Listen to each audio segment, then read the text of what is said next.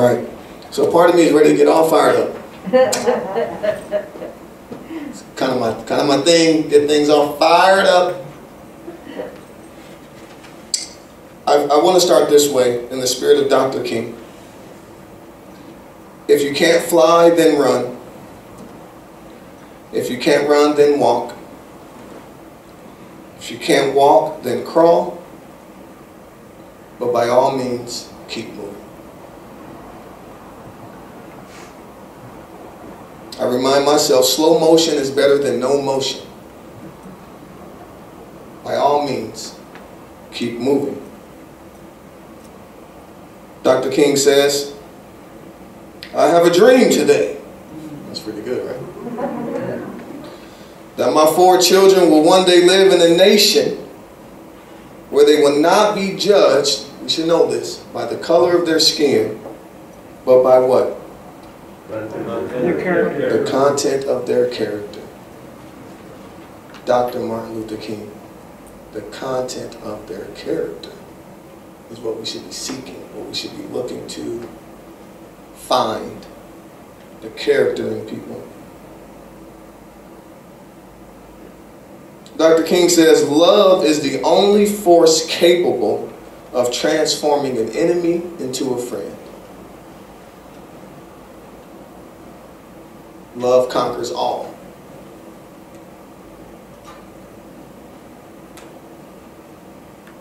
He says, darkness cannot drive out darkness. Only light can do that. And hate cannot drive out hate. Only love can do that. Such a great reminder there.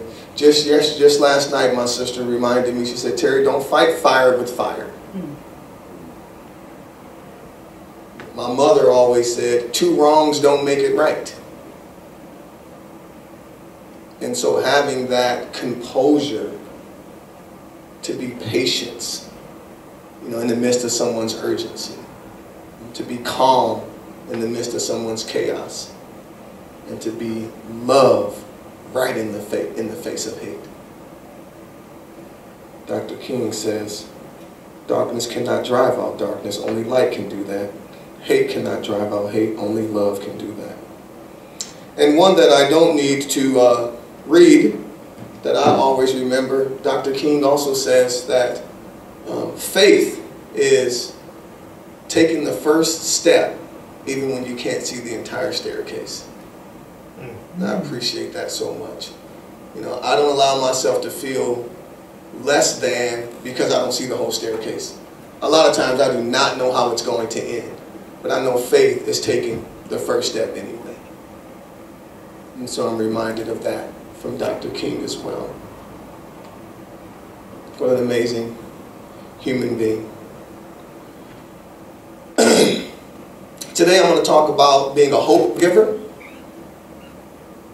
and helping humans to hurdle.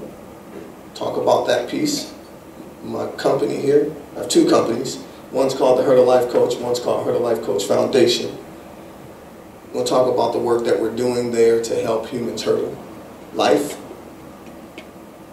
But also Alan asked me to spend some time and talk about DE&I, diversity, equity, and inclusion.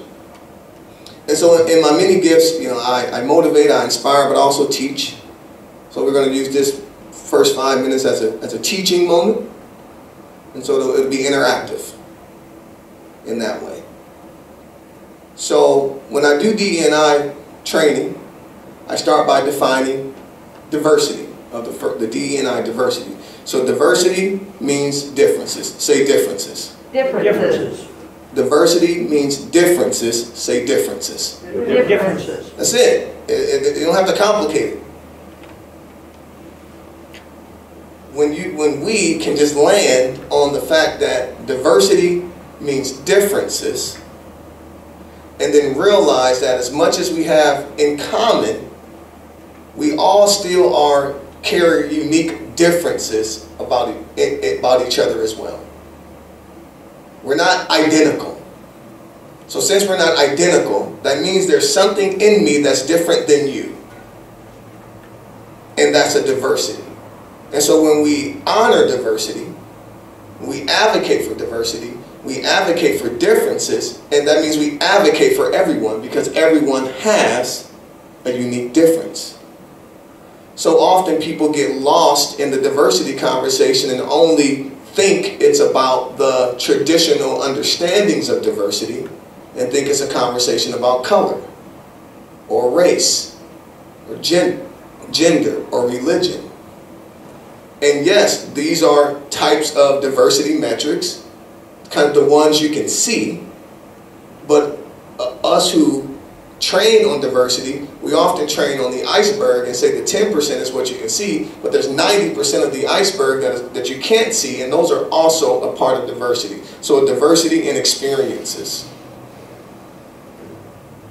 a diversity in income, a diversity in your household makeup. So some people are only children, an only child. Some people have 6 people in their home. Some people have all sisters, all brothers, one parent, 2 parents, grew up in Florida, grew up in Montana, like a diversity of location. Right? There's a diversity of rural and urban. And all these experiences shape who you are, what you learn, but that's our diversity. Where you grew up is a part of your diversity. How your home was made up is a part of your diversity. And also your intersectionality of gender, race, religion. But we got to move beyond that when we're advocating for diversity and realize that diversity means differences and everyone has unique differences. So when we advocate for diversity, we advocate for everyone. Diversity doesn't exclude anyone because it means differences. And everybody has unique differences. So when you become an advocate in your workplace, in your community for diversity, that's not just immigrant refugee. That's not just Native American. That's not just women. That's not, when you advocate for diversity, you advocate for everyone because everyone has unique differences. We are not identical. So don't reserve yourself to not be a diversity advocate thinking that you're somehow excluding other people. You're not. You're actually including everyone as a diversity advocate because diversity just means what? Differences. Differences. And we're not identical. So we're able to safely advocate for diversity knowing that that includes everyone. And so being comfortable with that, though, being comfortable with my differences. I remember having that experience as an 18-year-old in Vermillion, South Dakota, and being different. Most of my classmates and stuff grew up in towns of 600, 1,200. They had one stoplight and stuff like that. I'm like, what? You know, graduating classes of 14. All that was different to me. But I also remember that I wanted my differences to be not a threat to anyone else, or I wanted them to be honored and I wanted them to be respected, but I knew that then I should do the same thing for other people's differences. And I became a person who just honored people's differences. I was curious about differences. So I became a person in college that was curious about people, and I loved learning about their differences. Instead of being afraid of their differences, suspicious, I became curious and asked questions. Oh, tell me more about that. And that just helped to round out my own perception when I became curious about people's differences instead of suspicious. Oh, a person dresses differently. Tell me more about that. Tell me more about your attire. A person believes differently. Oh, tell me more about that because I just want to learn. And to learn is to grow, but like also to treat people the way you want to be treated. That was really the crux of my behavior. I didn't want people to be afraid of my difference. That I grew up in the inner city. And that I grew up, I was gang affiliated. I didn't want, so I practiced what I wanted to receive. But diversity means differences. Equity is the other part of DE&I. And it's important to understand the difference between equality and equity.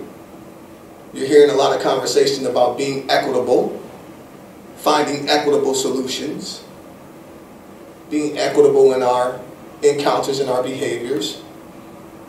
There is the more common understanding of equity that has to do with like value and property. That's not what we're talking about. Equity in this context it means equal access. It's not equal treatment. It's equal access. That's what equity is. So a way to help you understand that is to think about 3 people trying to watch a baseball game. And the fence that they're trying to see the baseball game is like a 5-foot fence. Say the fence is 5 foot. Like this. So I don't need any assistance at all to look over this 5-foot fence. I'm 6 foot tall. I look right over the 5-foot fence. Now a child who is only 3 feet tall, they're going to need 3 feet of assistance at least to look over that fence. This child, so let's do only just 2 people. This child is 3 feet tall, I'm 6 feet tall, the fence is 5 foot. I don't need any assistance to look over that fence, to see the game, to get access to the game. This child, who's only 3 feet tall, needs 3 feet of assistance. They need a stool to stand on in order to look over that fence. Giving that child 3 feet of assistance, that's called equity. It's the assistance you give to a person that has some type of disadvantage that gives them the position to have equal access like the other person. If you give the child 3 feet of assistance and me 3 feet of assistance, that's equal treatment. But I didn't need it. I didn't need any assistance to look over the fence and see the game. So if you're advocating for equal treatment for everyone because you think that's what's necessary, that's not necessarily the case. Some populations of people need more assistance in order to gain equal access. Some people need more financial assistance before they can actually just start a business. So because you give a person a handout or a hand up, that doesn't mean this person is less than or that we should pity them. We got to understand that certain populations have been historically oppressed and prevented from having the same resources that other people have today. Some people are born into different start lines. And when we as a community advocate for equity, we're saying, let's identify who has disadvantages. And let's pour into those people and populations in a way that brings them up to the standard where they have equal access to education, equal access to housing, equal access to business ownership. Because traditionally, this population has been marginalized in that space. Whether that's women, whether that's people of color. Because what we know is that this country was built to support and to benefit white male. That was it. So everybody else is operating from a disadvantage and needs more equitable treatment in order to catch up to what was originally designed. Now what we don't need to do is guilt people about that. That's just what happened. Now we have an opportunity to just realize what has happened realize the impact of it, and then choose now to engage today in a way that's more equitable. That's it. We don't have to cry about it. We don't have to point fingers. We don't have to blame. We can just choose to be equitable today, recognizing that that is what gives people equal access. So equitable solutions, equitable behavior, and realizing when people are getting hand up and handouts, that's equitable solutions and actions. So that's important to know. I often talk about too a common way to look at equity that people don't really actually realize and like accept more often is like people who are physically disabled. And you have ramps. All over. So that people with physical disabilities can have equal access to facilities. That's equity. And no one now makes a qualm about it. There was a time where ADA, the American Disabilities Act, had to advocate for these accommodations, but now it's common. We recognize that it makes sense to provide those type of accommodations to people with physical disabilities or physical limitations. So are we going to give that same type of support to people with mental disabilities or limitations? Recognizing the challenges that come from being a person of color, being a woman, identifying differently. Are we going to transfer that same type of support and equity to these populations? Another population that we accept with equitable treatment that I introduce so that we can know that we're doing this already is our elderly.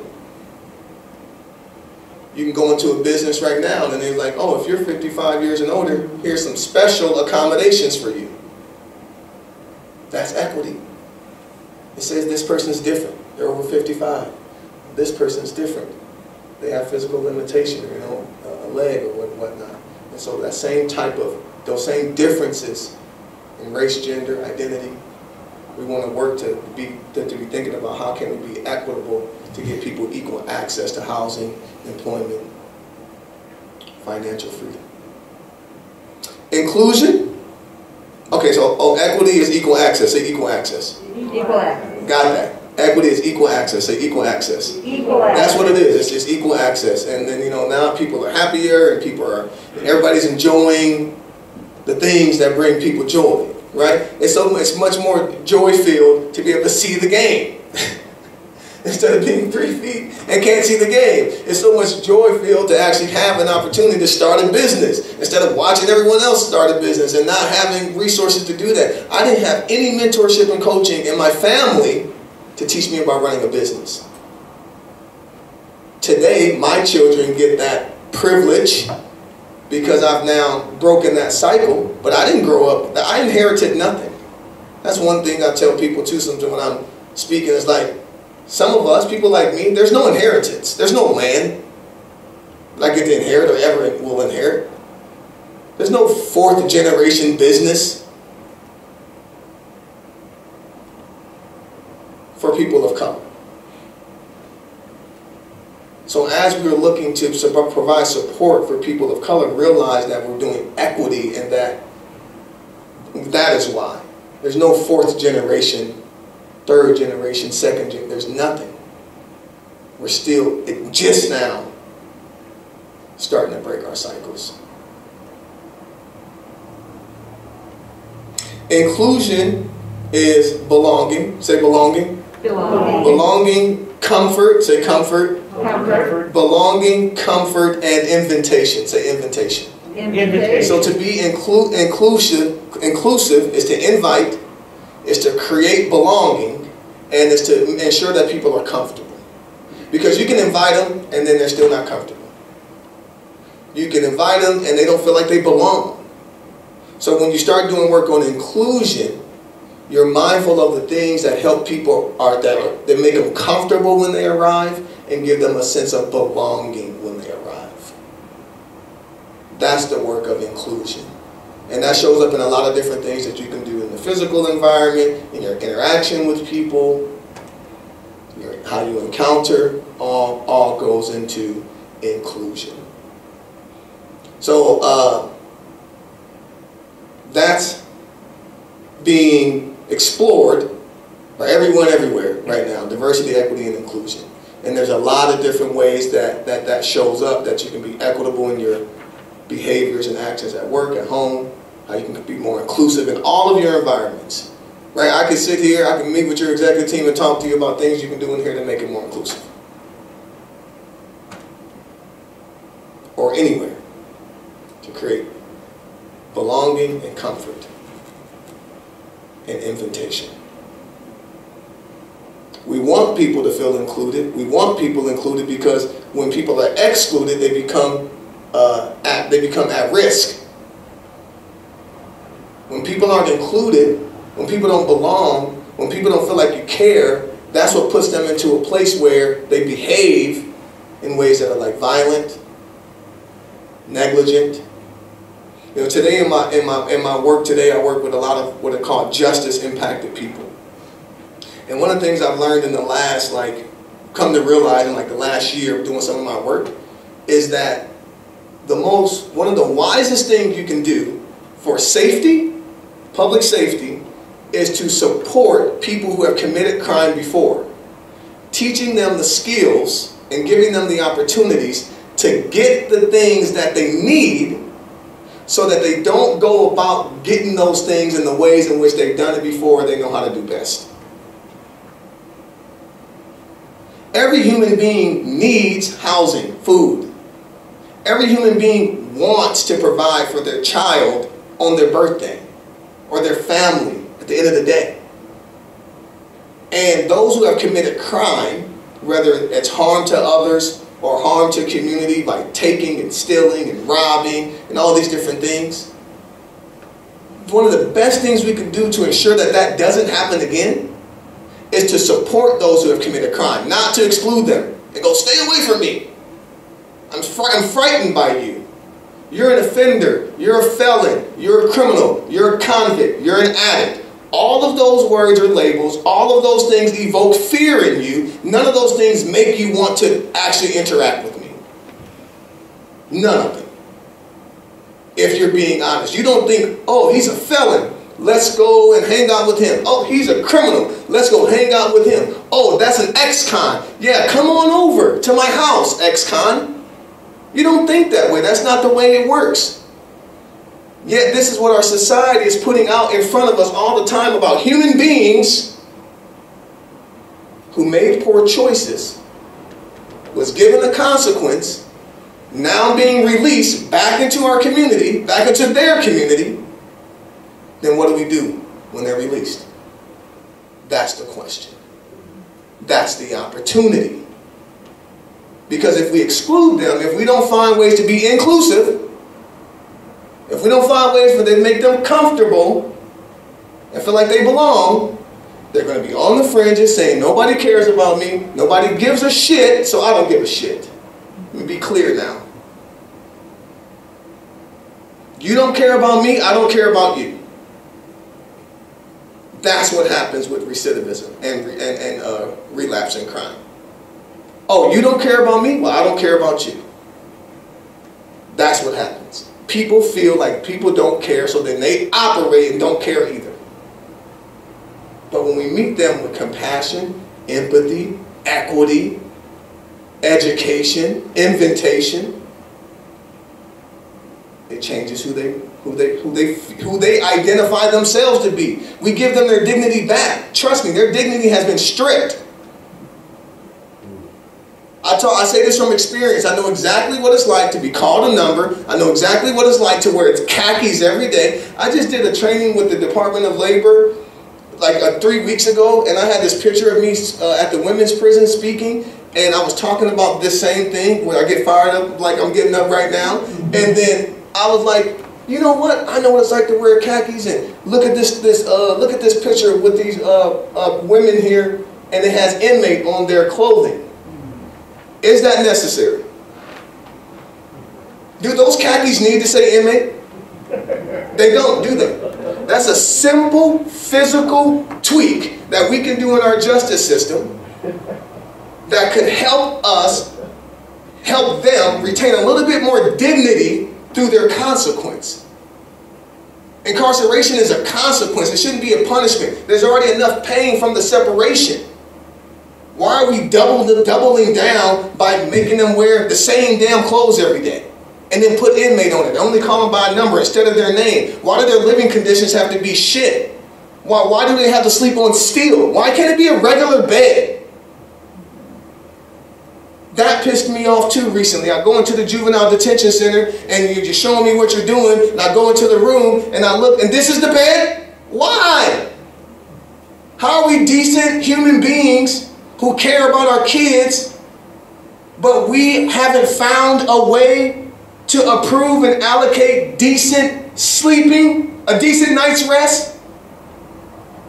But then you want a person to be well rested or like in a great state of mind. Who wakes up with a great state of mind after a horrible night's sleep?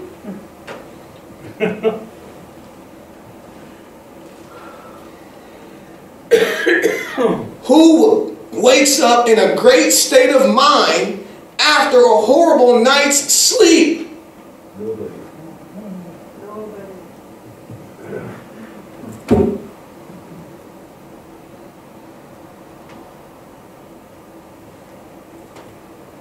Breaks my heart. I know I would get so animated. I know I get so passionate. I know y'all care, and I care too. But it's those little things that we can be doing that just aren't happening.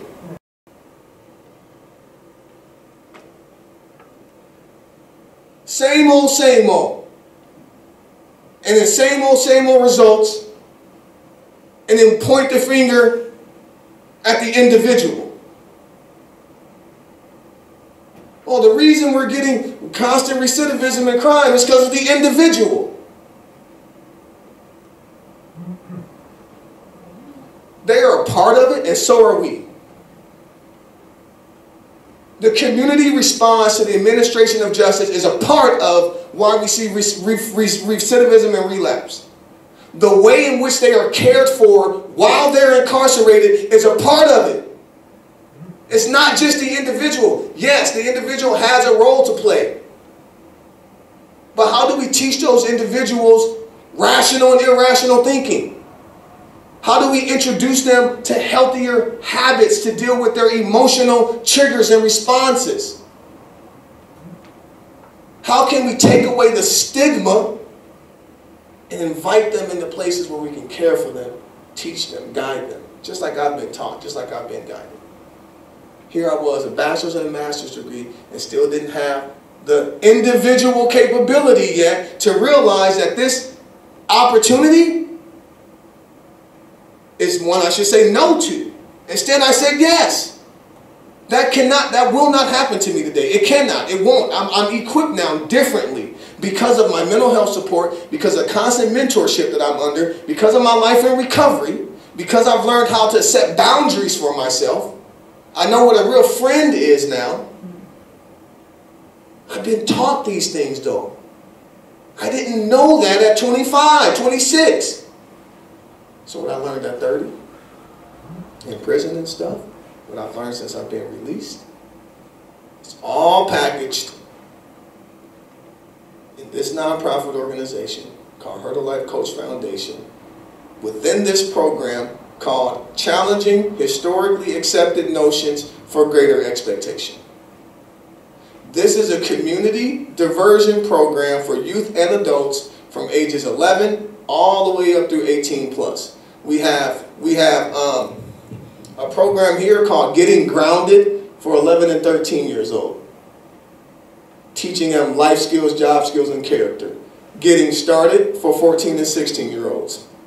Going Forward for 16 and 18-year-olds.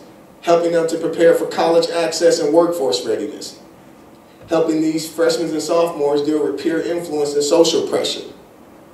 Getting Launched is for 18 to 30, young adults, helping them with identity and independence. And then Transition and Reintegration is for adults coming out of incarceration, helping them with employment, relationships, budgeting, housing, and recovery.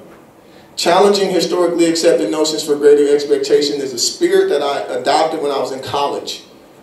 That I knew that society had projections of my outcomes in life. Being a black boy raised in a single parent home of 6 in the inner city, here are the projections for your life. Terry, how can I challenge historically accepted notions for greater expectations on my own life?